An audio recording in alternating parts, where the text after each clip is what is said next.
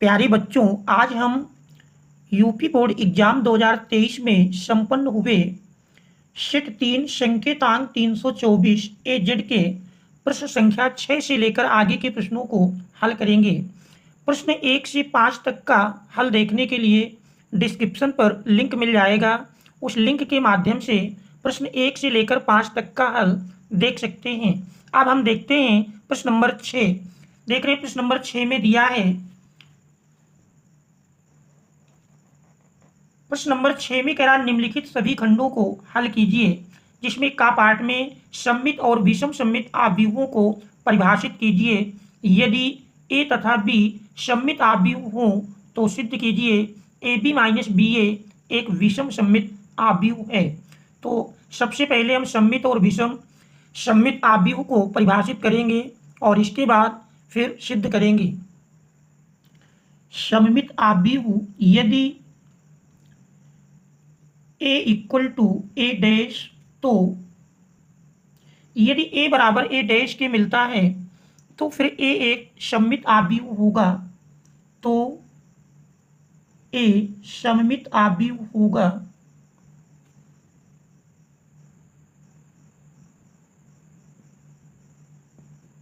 और यदि ए डैश बराबर माइनस ए, यदि ए डैश इक्वल टू माइनस ए, तो ए विषम सममित आव्यूह होगा।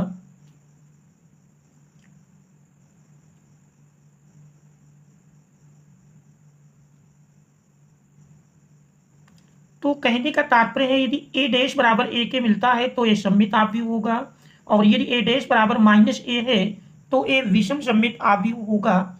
आगे दिया है, कह रहा है यदि ए तथा बी सममित आव्यूह हैं, क्योंकि ए और बी सममित आव्यूह हैं, इसलिए ए डैश बराबर ए और बी डैश बराबर बी। अब हमको सिद्ध करना है कि A B minus B A एक विषम सममित आव्यूह है। तो यदि हम A B minus B A का डैश निकालें, A B minus B A का dash, A B minus B A का डैश इक्वल टू होगा ए बी का डैश माइनस बी ए का डैश। चूंकि हमारे पास फार्मूला है ए माइनस बी का डैश इक्वल टू होता है A dash minus B dash. आप देख रहे हैं A B dash minus B A dash, चूंकि हम जानते हैं A B dash equal to होता है A B dash equal to B dash A dash. तो इसके अनुसार देख रहे हैं ये बन जाएगा ए बी डैश हमारा B dash A dash, A B dash equal to B dash A dash minus B A का डैश इक्वल टू होगा ए डैश बी डैश। आप चूंकि दिया है B dash equal to B और A dash equal to A, तो यदि इन मानों को हम रख दें तो B dash equal to B, A dash equal to A minus A dash A B dash B.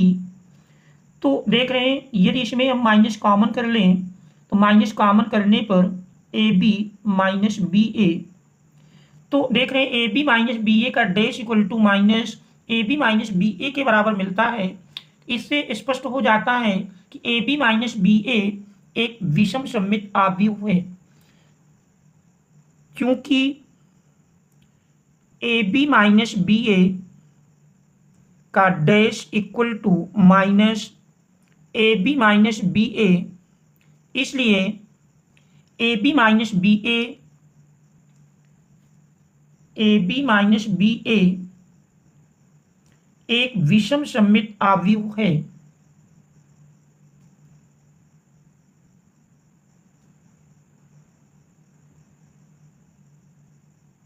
तो यही हमको इसमें सिद्ध करना था कि A B minus B A एक विषम सममित आव्यूह है। प्रूव्ड।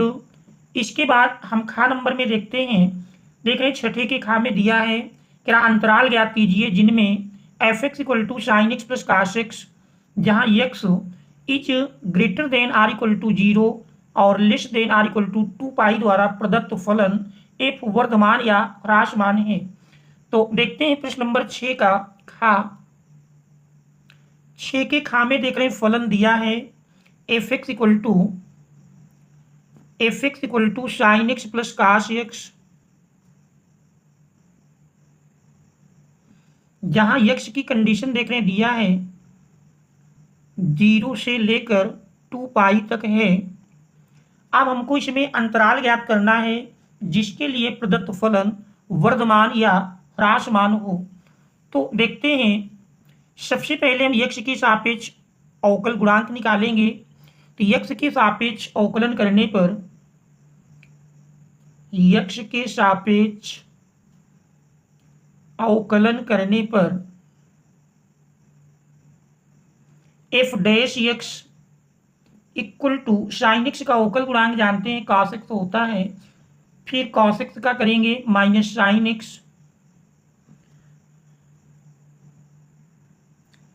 यदि F dash X equal to 0, F dash X equal to 0, तो देख रहे हैं cos X minus sine X equal to 0, cos X minus sine X equal to 0, या काश एक्स बराबर साइन एक्स मिल जाएगा, काश एक्स बराबर साइन एक्स, या sine X upon cos X, sine X upon cos X equal to 1। तो देख रहे हैं टेन एक्स इक्वल टू 1 मिल जाता है, और 1 यदि हम देखें तो 10 में 10 पाई बाई 4, तो इस प्रकार से X equal to pi by 4, और फिर तीसरे चतुर्थांश में लें तो 5 पाई बाई 4 का मान होगा।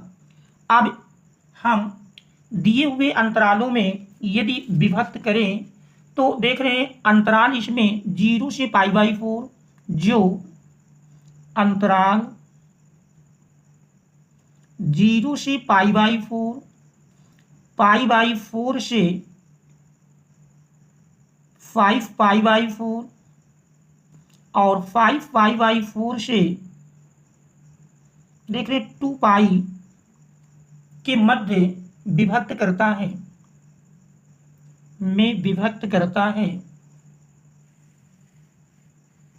जो अंतराल 0 से पाई बाई 4, पाई बाई 4 से 5 पाई बाई 4 और 5 पाई बाई 4 से 2 पाई में विभक्त करता है।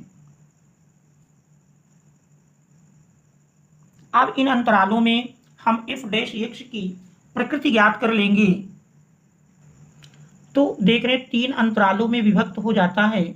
0 से पाई बाई 4 के मध्य यदि हम बिंदु कोई लें, जैसे हम बिंदु पाई बाई 6 ले लेते हैं। अब यदि इस पाई बाई 6 को एफ डैश एक्स में हम रख करके जांच करें तो देख रहे हैं काश pi by 6 minus sine pi by 6, अर्थात काश 30 अंश माइनस साइन 30 अंश, और चिन्ह देखेंगे कॉस 30 अंडर रूट 3/2, साइन 30 1/2, तो अंडर रूट 3 माइनस 1/2, तो टोटल देख रहे हैं चिन्ह इसका पॉजिटिव मिलता है, और पॉजिटिव चिन्ह दर्शाता है कि इस अंतराल में फलन की प्रकृति वर्धमान होगी। क्योंकि पॉजिटिव चिन्ह आएगा तो वर्तमान को दर्शाएगा, और यदि निगेटिव मिलता है तो निगेटिव की स्थिति में ह्रासमान होगा। आप पाई बाई 4 और 5 पाई बाई 4 के मध्य यदि बिंदु लें, अर्थात 45 अंश और 225 अंश के बीच, यदि मान लीजिए 180 अंश, जिसे रेडियन में पाई लिखते हैं, और पाई में देखें cos pi minus sine pi, तो कॉस पाई जानते हैं -1 और माइनस साइन पाई 0, तो देख रहे हैं इसका चिन्ह निगेटिव मिल जाएगा, और निगेटिव चिन्ह दर्शाता है कि इस अंतराल में फलन की प्रकृति ह्रासमान की होगी।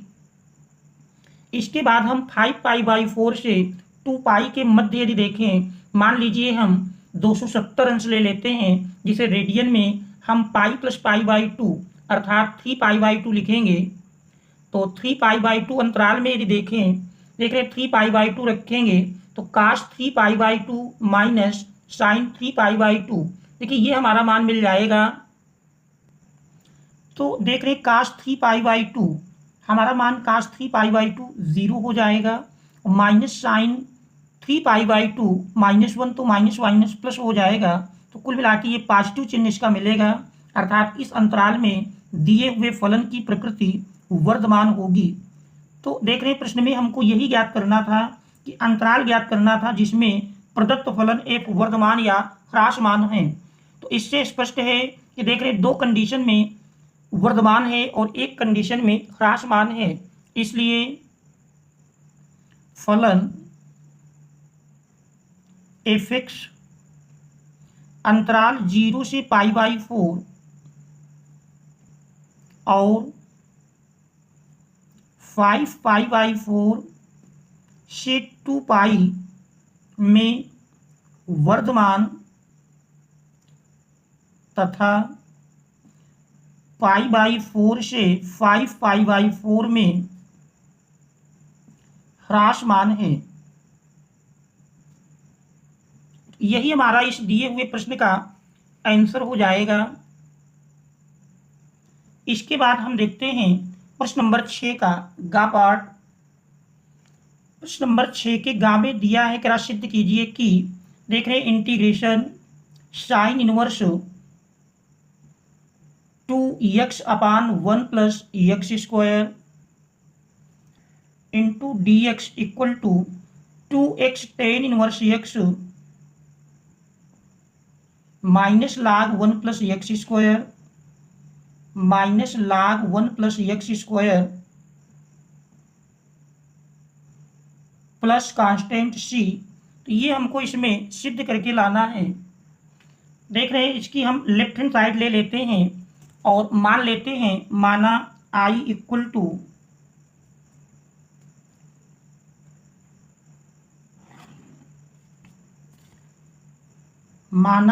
Equal to integration sine inverse 2x/1 + x² dx। आप देख रहे हैं इसमें यदि हम x बराबर tan थीटा रख दें, x बराबर tan थीटा रखने पर अवकलन करेंगे तो dx इक्वल टू मिल जाएगा tan थीटा का जानते हैं sec² थीटा d थीटा। तो यही बन जाएगा इंटीग्रेशन साइन इनवर्स x के स्थान पर हम tan थीटा रखेंगे तो 2 tan θ/1 + tan² थीटा और dx के स्थान पर देख रहे हैं sec² थीटा d थीटा। सरल कर लेते हैं तो देख रहे हैं सरल करने पर इंटीग्रेशन साइन इनवर्स और 2 tan θ/1 + tan² theta sine 2 theta का मान होता है, तो sine 2 theta into sec² theta d theta. आप देख रहे हैं साइन इनवर्स साइन का विलोपन हो जाएगा तो मिल जाएगा 2 theta into sec² theta d theta.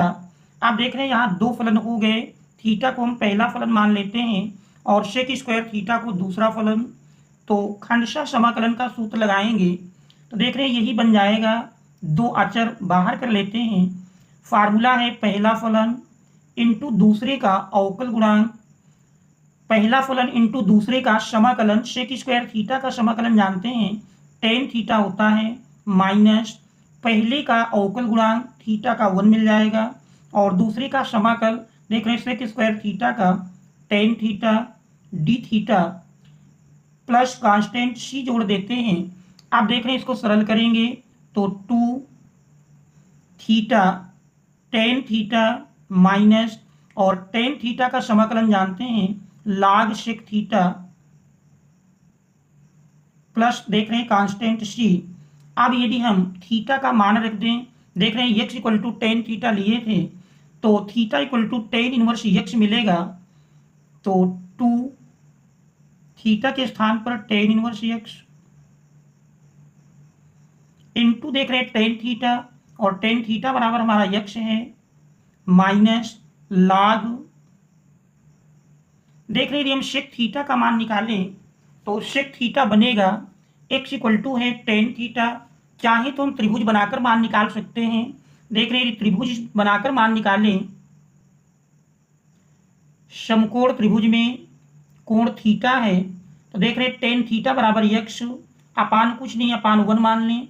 tan होता लंब बटे आधार तो यक्स अपान 1, कर्ण निकालेंगे तो अंडर रूट 1 का स्क्वायर प्लस यक्स का स्क्वायर। तो इस प्रकार से देख रहे हैं सेक थीटा निकालेंगे कर्ण बटे आधार, अर्थात सेक थीटा का मान मिलेगा under root 1 plus X square.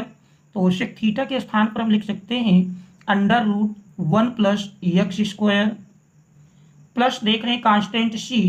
अब इसको हम सरल कर लेंगे, तो सरल करने पर देख रहे हैं 2 का ब्रैकेट के अंदर यदि गुणा कर दें 2x पहले लिख लेते हैं, तो 2x tan inverse x minus 2 into लाग में देख रहे हैं अंडर रूट लगा है, अंडर रूट से तात्पर्य है घात 1/2 लिख सकते हैं 1 प्लस एक्स स्क्वायर की घात 1/2 प्लस कांस्टेंट सी। तो यही हमारा मिल जाएगा 2x tan inverse x minus 2 और घात पहले यदि लाएं तो 1/2 के रूप में मिल जाएगी लाग 1 प्लस एक्स स्क्वायर प्लस सी। 2 देख रहे हैं ऊपर नीचे से कैंसिल हो जाएगा, तो इस प्रकार से 2x tan inverse x minus लाग 1 प्लस एक्स स्क्वायर प्लस सी। तो देख रहे हैं यही हमको सिद्ध करके लाना था, इस प्रकार से प्रश्न सिद्ध हो जाता है। अब हम देखते हैं अगला भाग। आप देख रहे हैं घ नंबर में स्टार अंकित है, अर्थात पाठ्यक्रम से हटा दिया गया है। इसके बाद हम अंगा नंबर देखते हैं प्रश्न 6 का अंगा पार्ट। देख रहे हैं प्रश्न नंबर 6 के अंगा पार्ट में दिया है कि एक विशेष समस्या को ए और बी द्वारा स्वतंत्र रूप से हल करने की प्रायिकताएं क्रमशः 1/2 और 1/3 हैं। यदि दोनों स्वतंत्र रूप से समस्या हल करने का प्रयास करते हैं तो प्रायिकता ज्ञात कीजिए। फर्स्ट पार्ट में क्या समस्या हल हो जाती है और सेकंड उनमें से कोई एक ही समस्या हल कर पाता है। तो 2 पार्ट भी हमको आंसर देना है। तो देख रहे हैं ए द्वारा समस्या को स्वतंत्र रूप से हल करने की प्रायिकता 1/2 है। लिख सकते हैं पी ए बराबर 1/2। पी ए क्या है? ए द्वारा स्वतंत्र रूप से हल किए जाने की प्रायिकता और बी द्वारा स्वतंत्र रूप से हल करने की प्रायिकता 1/3 है। तो पी बी बराबर 1/3 ये मान दिए हैं। ए द्वारा हल ना किए जाने की प्रायिकता, ए द्वारा हल ना किए जाने की प्रायिकता P A dash equal to मिल जाएगा 1 - 1/2 इक्वल टू 1/2। इसी प्रकार बी द्वारा हल ना किए जाने की प्रायिकता, ना किए जाने की प्रायिकता बराबर मिल जाएगी P B dash equal to 1 - 1/3। देख रहे हैं 1 - 1/3 इक्वल टू मिल जाएगा 2/3। आप देख रहे हैं फर्स्ट पार्ट में पूछ रहा है समस्या हल हो जाती है। समस्या हल हो जाने से तात्पर्य है कम से कम एक द्वारा समस्या हल किए जाने की प्रायिकता। समस्या हल हो जाती है इस बात की प्रायिकता बराबर मिलेगी। तो देख रहे हैं अभीष्ट प्रायिकता बराबर होगी, अभीष्ट प्रायिकता बराबर कम से कम एक के द्वारा हल किए जाने की प्रायिकता, अर्थात इसके लिए फार्मूला है 1 - P A dash into P B dash 1 - P A dash into P B dash मान रख देंगे। तो देख रहे हैं 1 - P A dash, P A dash हमने निकाला 1/2 इंटू पी बी डैश 2/3। सरल करेंगे 2 देख रहे हैं ऊपर नीचे से कैंसिल हो जाएगा। तो इस प्रकार से 1 - 1/3 बराबर मिल जाता है 1 - 1/3, घटाएंगे तो बराबर 2/3 मिल जाएगा। तो ये फर्स्ट पार्ट का आंसर होगा। और सेकंड में कह रहा है उनमें से कोई एक ही समस्या हल कर पाता है। कह सकते हैं पहला हल कर लेता है तो दूसरा नहीं हल कर पाता, या दूसरा हल कर लेता है तो पहला नहीं हल कर पाता है। तो सेकंड पार्ट में अभीष्ट प्रायिकता हो जाएगी पहले द्वारा हल किए जाने की, पहले द्वारा हल करने तथा दूसरे द्वारा ना हल करने की, दूसरे द्वारा ना हल करने की या पहले द्वारा ना हल करने की, पहले द्वारा ना हल करने की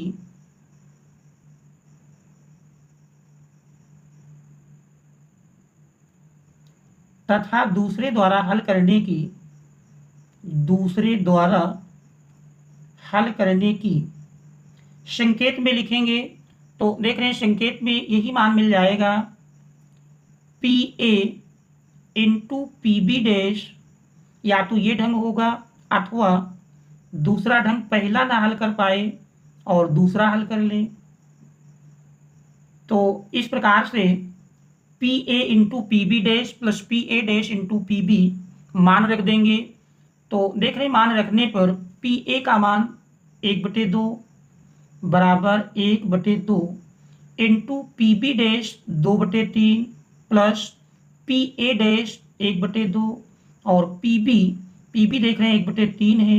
सरल करेंगे तो देख रहे हैं 2/6 प्लस 1/6 जोड़ेंगे 3/6, 2/6 प्लस 1/6 3/6, सरल करेंगे 3 एकम 3, 3 दूनी 6, तो बराबर 1/2 मान मिल जाएगा। तो यही हमारा इस दिए हुए प्रश्न का आंसर हो जाएगा। अब हम देखते हैं प्रश्न नंबर 7। देख रहे प्रश्न नंबर 7 में दिया है निम्नलिखित में से किसी एक खंड को हल कीजिए। तो देख रहे का नंबर में रेखाओं, दो रेखाओं के समीकरण दिया है और उनके बीच की न्यूनतम दूरी ज्ञात करना है। तो देख रहे प्रश्न नंबर 7 का और 7 के का में दिया हुआ है प्रश्न नंबर 7 का दो रेखाओं में पहली रेखा का समीकरण है vector r equal to I plus 2j, I plus 2j plus 3k plus lambda into I minus 3j plus 2k। और देख रहे हैं दूसरी रेखा का समीकरण है vector r equal to 4i plus 5j plus 6k plus mu into 2i plus 3j plus k। इन दो रेखाओं के मध्य न्यूनतम दूरी ज्ञात करना है। तो दी हुई रेखाओं की vector r equal to vector a1 plus lambda into vector v1 तथा vector r equal to vector a2 plus mu into vector b2 से तुलना करने पर। तो देख रहे हैं दी हुई रेखाओं की अगर इन समीकरणों से हम तुलना कर लेते हैं तो देख रहे हैं वेक्टर a1 इक्वल टू मिल जाएगा vector a1 equal to I plus 2j plus 3k और vector v1 equal to I minus 3j plus 2k और vector a2 equal to 4i plus 5j plus 6k और vector b2 equal to मिल जाएगा 2i plus 3j plus k। अब इन दोनों के बीच की न्यूनतम दूरी ज्ञात करना है। तो दो रेखाओं के मध्य की न्यूनतम दूरी का सूत्र होता है रेखाओं के मध्य, देख रहे हैं ये हमारा फार्मूला है रेखाओं के मध्य न्यूनतम दूरी। न्यूनतम दूरी के लिए अगर प्रतीक d लिखें तो d बराबर फार्मूला है mod b1 cross b2, b1 cross b2 dot a2 minus a1 अपान मॉड b1 क्रॉस b2। तो ये दो रेखाओं के मध्य न्यूनतम दूरी का फार्मूला है। इस फार्मूले में हम मान रख देंगे। तो इसके लिए सबसे पहले हमको आवश्यकता होगी b1 क्रॉस b2 के मान की और a2 माइनस a1 निकाल लेंगे। तो सबसे पहले हम इन मानों को ज्ञात कर लेते हैं। तो देख रहे हैं यदि हम a2 माइनस a1 का मान निकालें तो vector a2 minus vector a1 equal to देख रहे हैं a2 से a1 घटाएंगे 4i से i घटाए 3i, 5j से 2j घटाएंगे 3j और 6k से 3k घटाएंगे 3k। ये vector a2 minus vector a1 का मान मिल जाता है। अब हम b1 क्रॉस b2 का मान निकालेंगे। b1 cross b2 equal to, देख रहे हैं सारडिक से मिलता है पहली पंक्ति में आई कैप जे कैप के कैप, और दूसरी पंक्ति में b1 से आई जे के गुणांक लिखना है। देखें 1 माइनस 3 2, 1 माइनस 3 2, और फिर दूसरी तीसरी पंक्ति में अगर देखें 2 3 1 मिल जाएगा। अब हम R1 को लेकर प्रसार कर देंगे, तो प्रसार करने पर देख रहे हैं इसका जो मान मिल जाएगा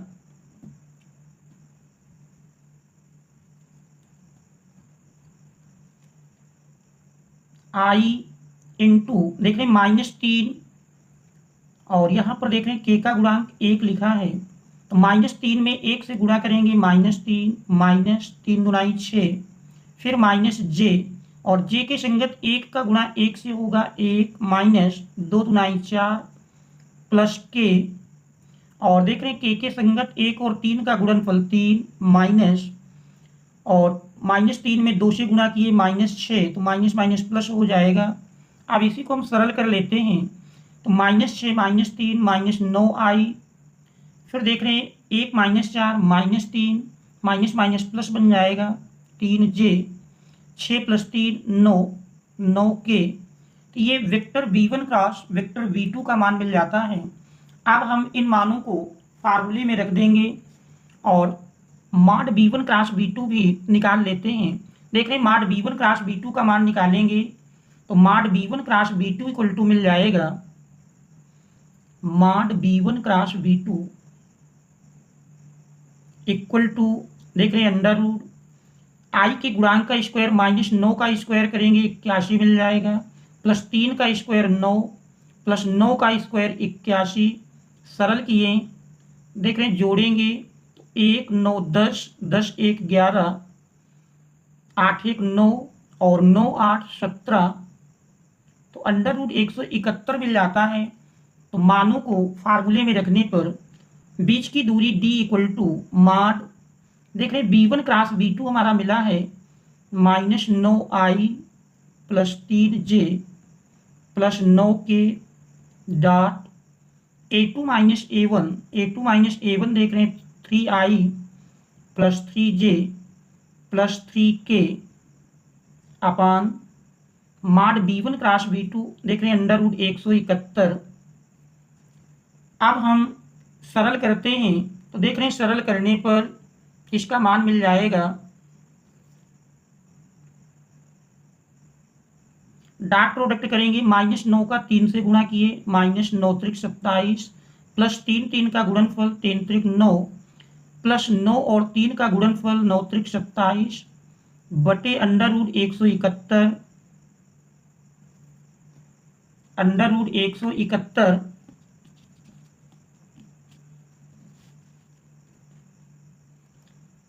इस प्रकार से देख रहे हैं 27 प्लस माइनस कैंसिल हो जाएगा, यही बराबर मिल जाता है 9 बटे अंडर रूट 171। 171 की यदि आप खंड करके देखेंगे, देख रहे हैं 7 2 9, 3 से विभाजित हो रहा है, तो 3 से विभाजित करते हैं, 3 5 15, 3 7 21, फिर 3 से विभाजित करेंगे, 3 1 3, 3 9 27, तो देख रहे हैं 3 अंडर रूट 19 के बराबर मिल जाएगा 9 बटे, देख रहे हैं डबल 3 से वर्गमूल लेंगे 1 3 मिल जाएगा, अंडर रूट 19, 3 से काट देंगे 3 त्रिक 9। तो इस प्रकार से न्यूनतम दूरी 3 बटे अंडर रूट 19, यदि हर को परिमेय बनाएं तो अंडर रूट 19 से गुणा भाग कर लेंगे, तो देख रहे हैं इसका मान मिल जाएगा 3 अंडर रूट 19 बटे 19 इकाई। तो ये दोनों रेखाओं के मध्य की न्यूनतम दूरी होगी। तो ये हमारा इस दिए हुए प्रश्न का आंसर हो जाएगा।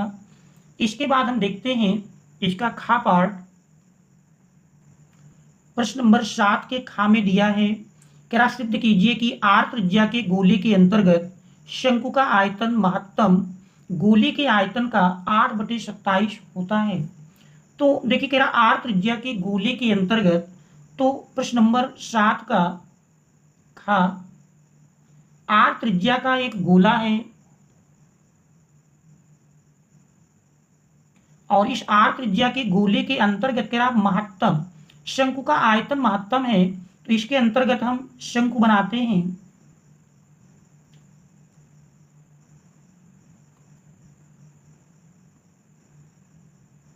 केंद्र मान लेते हैं गोले का, बिंदु O है।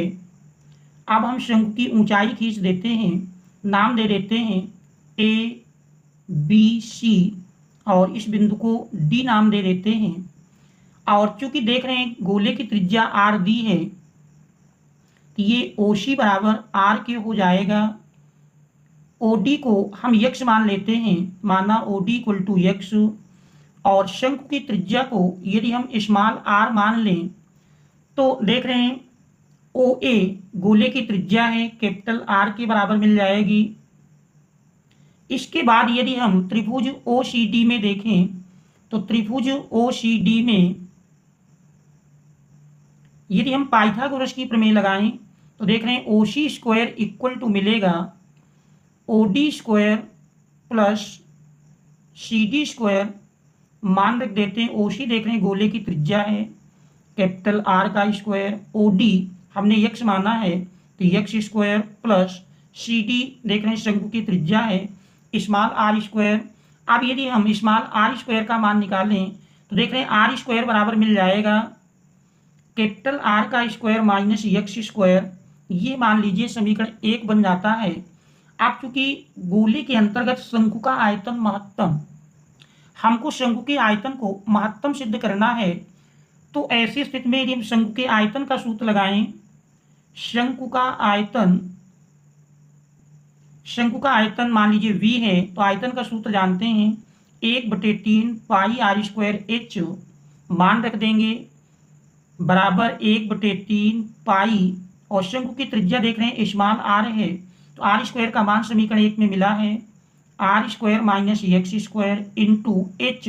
शंकु की ऊंचाई है, तो शंकु की ऊंचाई देख रहे हैं AD, और यदि ऊंचाई को हम ये h ये है, h बराबर देख रहे हैं r प्लस x के है, तो h के स्थान पर r प्लस x रख लेंगे। तो देख रहे हैं इसका जो मान मिल जाएगा, इसका मान यदि हम देखें, अब हम x के सापेक्ष इसका अवकलन कर लेते हैं। x के सापेक्ष अवकलन करने पर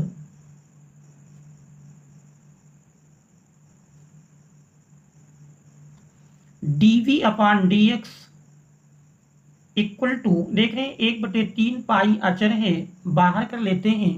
अब दो फलन के गुणन का सूत्र लगाएंगे, पहला फलन इंटू दूसरे का अवकल गुणांक। r प्लस x में देख रहे हैं r अचर है, 0 हो जाएगा, x का 1 मिल जाएगा, प्लस दूसरा फलन r प्लस x इंटू पहले का अवकल गुणांक। पहले में देख रहे हैं r स्क्वायर अचर है, 0 हो जाएगा, r स्क्वायर का 0 हुआ, माइनस x स्क्वायर का अवकल गुणांक जानते हैं 2x मिलेगा, तो 0 माइनस 2x। और सरल करते हैं तो देख रहे हैं और सरल करने पर इसका मान मिल जाएगा बराबर 1/3 पाई, देख रहे हैं r square minus x square, फिर प्लस माइनस का गुणा माइनस, और 2x से गुणा कर लेते हैं तो 2rx माइनस 2x स्क्वायर। तो इस प्रकार से प्राप्त हो जाता है, देख रहे हैं इसका मान मिल जाता है 1/3 पाई r square minus 2rx minus 3x square. फलन के उच्चतम या न्यूनतम मान के लिए, फलन के महत्तम या न्यूनतम मान के लिए यदि हम dv/dx को 0 के बराबर कर देते हैं, dv/dx इक्वल टू 0, तब देख रहे हैं r square minus 2rx minus 3x square equal to 0 मिल जाएगा। अब इसके गुणनखंड करेंगे, 3 का खंड घटाने पर 2 मिले, 3 और 1 आ जाएगा, तो r square minus 3rx plus rx minus 3x square equal to 0।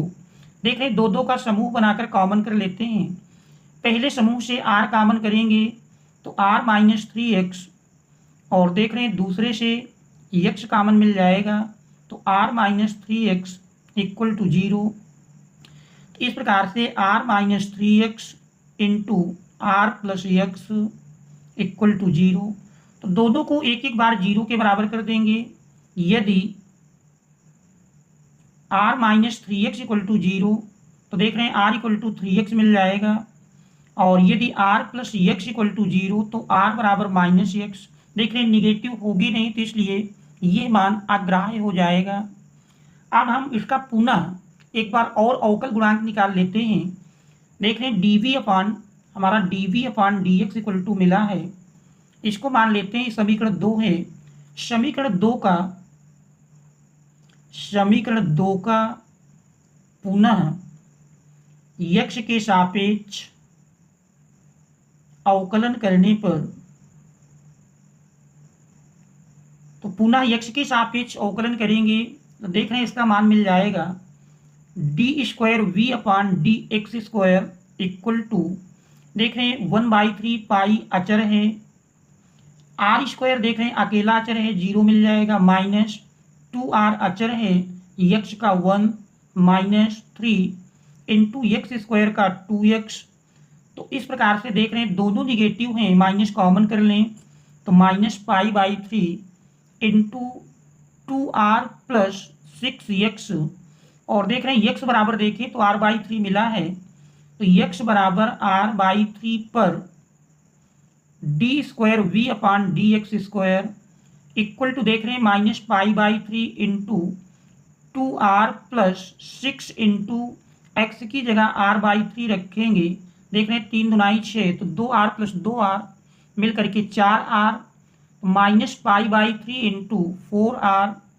तो टोटल देख रहे हैं निगेटिव मान मिल जाता है, और निगेटिव मान ये दर्शाता है कि r इक्वल टू 3x पर या x इक्वल टू 3r/3 पर फलन देख रहे हैं हमने शंकु का आयतन लिया है, तो x बराबर r/3 पर, इसलिए x बराबर r/3 पर शंकु का आयतन महत्तम है। अब यदि शंकु के आयतन का गोली के आयतन से हम संबंध देखें, देख रहे हैं शंकु का आयतन बराबर 1/3 पाई आर स्क्वायर इंटू एच। तो इसमें देख रहे हैं 1/3 पाई आर स्क्वायर का मान देख रहे थे R square minus X square into H R plus X. अब यहाँ पर यदि हम एक्स का मान रख दें तो देख रहे हैं एक्स का मान रखने पर 1/3 पाई आर स्क्वायर माइनस एक्स बराबर मिला है r/3 का स्क्वायर करेंगे तो r स्क्वायर बटे 9 इंटू r प्लस r/3 सरल कर लेते हैं तो देख रहे हैं π/3 इंटू 9 r स्क्वायर से r स्क्वायर घटा 8 r स्क्वायर बटे 9 इंटू r में r/3 जोड़ते हैं तो देख रहे हैं 3r प्लस r यानी 4r/3। अब इसको हम सरल करेंगे तो सरल करने पर देख रहे हैं यही बराबर मिल जाता है।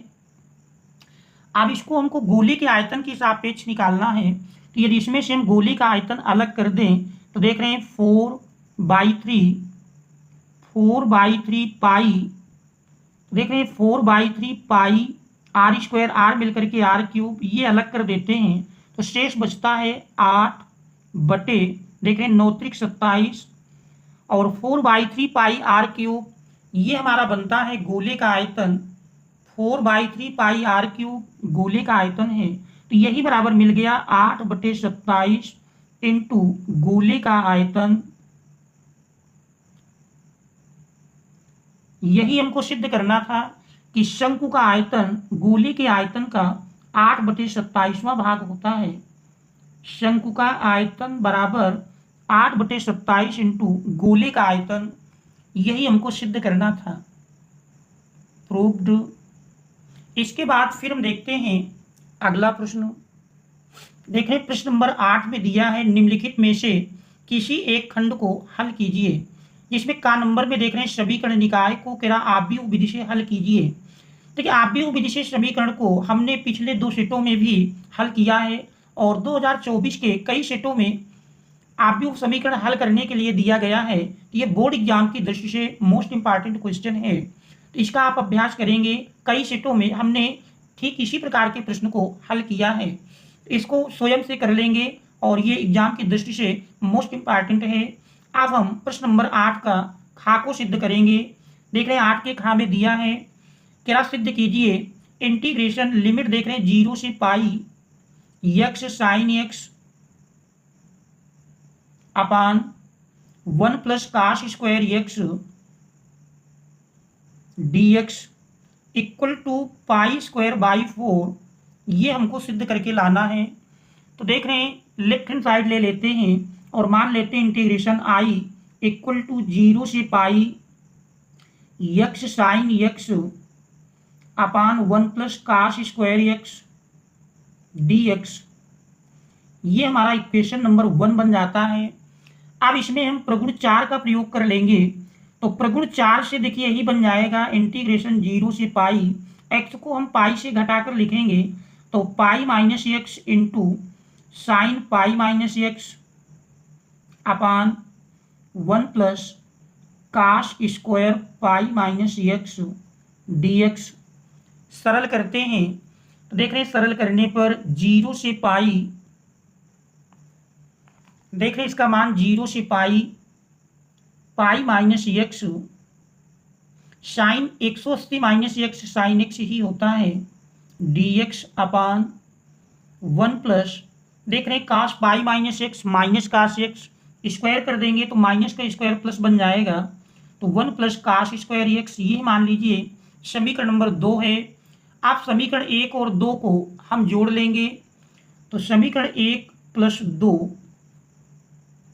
1 और 2 को जोड़ने पर देख रहे हैं यही मान मिल जाएगा i plus I equal to 2i equal to 0 से पाई, देख रहे हैं दोनों का हर समान है 1 प्लस काश स्क्वायर एक्स, अंश जुड़ जाएंगे, अंश में देख रहे हैं साइन एक्स कॉमन है तो x plus pi minus x into sine x हमने कॉमन कर लिया dx।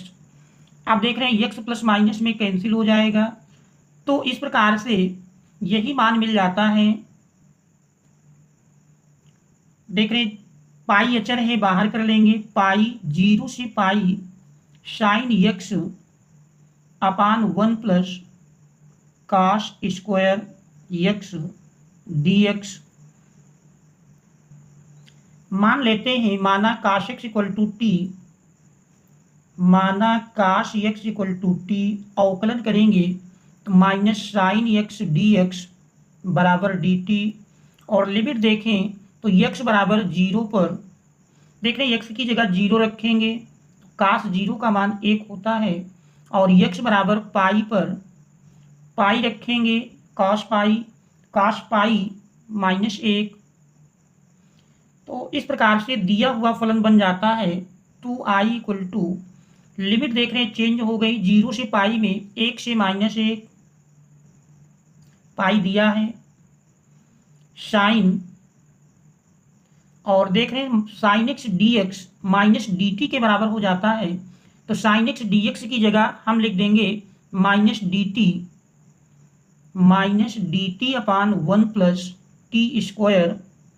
इस प्रकार से देख रहे हैं अब हम यदि लिमिट का आपस में परिवर्तन करें तो जानते हैं लिमिट का आपस में परिवर्तन करने पर चिन्ह बदल जाता है।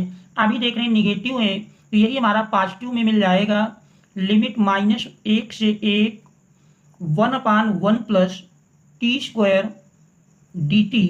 आप देख रहे हैं ये हमारा समफलन है। समफलन की स्थिति में यदि प्रगुण नंबर 6 का प्रयोग करें तो देखिए प्रगुण नंबर 6 हमारा कहता है integration minus a2 plus a F X D X equal to होता है, देख रहे हैं 2 पार्टों में बढ़ जाता है। पहला तो 2 0 से a F X D x, यदि एफ एक्स समफलन है, समफलन की स्थिति में ये मान मिलता है, और यही बराबर 0 हो जाता है यदि एफ एक्स विषम फलन है। तो यहाँ पर देख रहे हैं समफलन है, इसलिए इसमें पहला फार्मूला लग जाएगा। तो देख रहे हैं इसका जो मान मिल जाएगा पाई इंटू 2 0 से 1 1/1 plus T square D T 2 पाई 1/1 प्लस टी स्क्वायर का समाकलन tan इनवर्स टी। लिमिट देख रहे हैं 0 से 1 है, सरल कर लेते हैं। लिमिट अप्लाई करेंगे तो देख रहे हैं 2i इक्वल टू था, 2 कैंसिल कर सकते हैं। तो i equal to tan inverse देख रहे हैं pi into tan inverse 1 minus tan inverse 0। tan inverse 1 जानते हैं, tan में π/4 का मान होता है, तो यही हमारा मिल जाएगा। देख रहे हैं pi into π/4 minus tan inverse 0 के बराबर होता है। तो पाई से π/4 में गुणा करेंगे तो π²/4। तो देख रहे हैं इंटीग्रेशन i इक्वल टू π²/4 मिल जाता है। और यही हमको सिद्ध करके लाना था कि इसका मान π²/4 होता है। तो प्रूव्ड। इसके बाद देखते हैं अगला प्रश्न। प्रश्न नंबर 9 में दिया है, कह रहा निम्नलिखित में से किसी एक खंड को हल कीजिए। इसमें का नंबर में व्यवरोधों देख रहे हैं, पहला व्यवरोध दिया है 4x plus Y is greater than r equal to 80, और दूसरा है x plus 5y is greater than r equal to 115, और तीसरा है 3x plus 2y is less than r equal to 150, और x is greater than r equal to 0, y is greater than r equal to 0। और देख रहे हैं के अंतर्गत z बराबर दिया है 6x प्लस 3y का कह रहा न्यूनतमीकरण कीजिए। तो अर्थात हमको इसका न्यूनतम मान ज्ञात करना है। तो दिए हुए अवरोधों के यदि हम संगत समीकरण लिखें तो पहले व्यवरोध का संगत समीकरण मिल जाएगा। संगत समीकरण लिखने पर देख रहे 4x plus Y equal to 80 पहला मिल जाता है, और दूसरा देख रहे हैं x प्लस 5y बराबर 115, और तीसरा मिल जाएगा 3x प्लस 2y बराबर 150। और देख रहे हैं ये हमारे पहले चतुर्थांश की बात करते हैं। तो यदि इन संगत समीकरणों का हम आलेख खींचें तो देख रहे हैं इनका आलेख इस प्रकार से होगा। देख रहे हैं संगत समीकरणों का यदि हम आलेख खींचें तो पहला समीकरण x अक्ष को जहां काटेगा y बराबर 0 करते हैं तो देख रहे हैं 4x बराबर 80 x बराबर 20 मिल जाएगा। तो हमारा ये बिंदु मिलेगा 20 0, और y अक्ष को जहां काटेगा x बराबर 0 करते हैं तो देख रहे हैं y बराबर 20 हमारा ये बिंदु मिल जाएगा। और यदि इन दोनों बिंदुओं को हम मिलान कर लें तो देख रहे हैं मिलान करने पर ये पहले संगत समीकरण का आलेख बन जाएगा। ये हमारा देख रहे हैं 4x प्लस वाई बराबर 80 का 4x प्लस वाई बराबर 80, और दूसरा देख रहे हैं x अक्ष को जहां काटेगा y 0 करते हैं तो x बराबर 115। पैमाना देख रहे हैं हमने 100 तक लिया है तो 100 से आगे 115 जाएगा, और y अक्ष को जहां काटेगा x 0 कर लेते हैं तो 5y 115 देख रहे हैं 5 दुनाई 10 5 3 15 23, अर्थात देख रहे हैं 20 और 30 के मध्य मिल जाएगा। और इसका आलेख खींचें तो इसका आलेख हमारा इस प्रकार से बनेगा। देख रहे हैं चूंकि 115 है तो ये हम थोड़ा आगे दिखा देते हैं। तो ये दूसरे संगत समीकरण का आलेख होगा, इस प्रकार से बनेगा। और इसके बाद ये हमारा है x प्लस 5y बराबर 115 का, और तीसरा देख रहे हैं x अक्ष को जहां काटेगा y बराबर 0 करते हैं तो 3x 150, तो x बराबर देख रहे हैं 50 मिल जाएगा। तो हमारा ये बिंदु मिलेगा। और इसके बाद y अक्ष को जहां काटेगा x 0 करते हैं तो y 75, तो देख रहे हैं 70 और 80 के मध्य 75 मिल जाएगा। तो यदि हम इन बिंदुओं का मिलान करें तो देख रहे हैं ये मिल जाएंगे।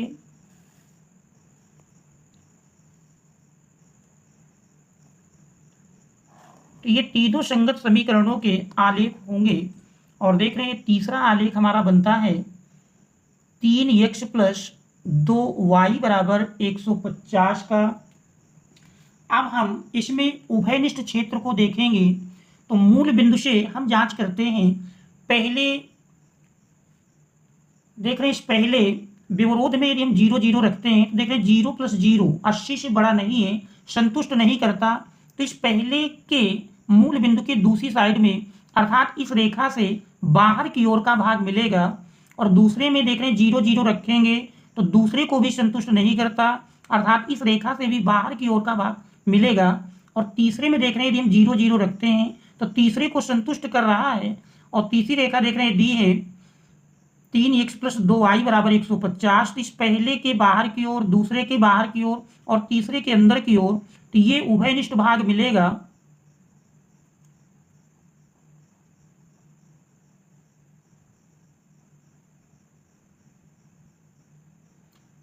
तो इसमें देख रहे हैं कोणीय बिंदु हमारे मिल जाते हैं। एक कोणीय बिंदु मान लीजिए A मिला, दूसरा कोणीय बिंदु B है और तीसरा कोणीय बिंदु ये C प्राप्त होता है। इन्हीं तीनों बिंदुओं पर हमको देखना है किस बिंदु पर दिए हुए फलन का न्यूनतम मान प्राप्त होता है। यदि हम A का मान निकालें तो देख रहे हैं A इस संगत समीकरण और इसका, इन दोनों का प्रतिच्छेद बिंदु है। तो यदि हम इस बिंदु का मान निकालें, देख रहे हैं यदि A का निर्देशांक हम निकालें तो बिंदु A का निर्देशांक प्राप्त होगा। देख रहे हैं इस रेखा और इस रेखा, अर्थात x + 5y = 115 और 4x + y = 80 को हल करेंगे तो बिंदु A के निर्देशांक मिल जाएंगे 15, 20। और फिर B का निर्देशांक निकालें तो B में देख रहे हैं इस रेखा और इस रेखा, अर्थात इन दोनों का प्रतिच्छेद बिंदु देखना है। इन दोनों रेखाओं का प्रतिच्छेद बिंदु से हमारा बिंदु निकल आएगा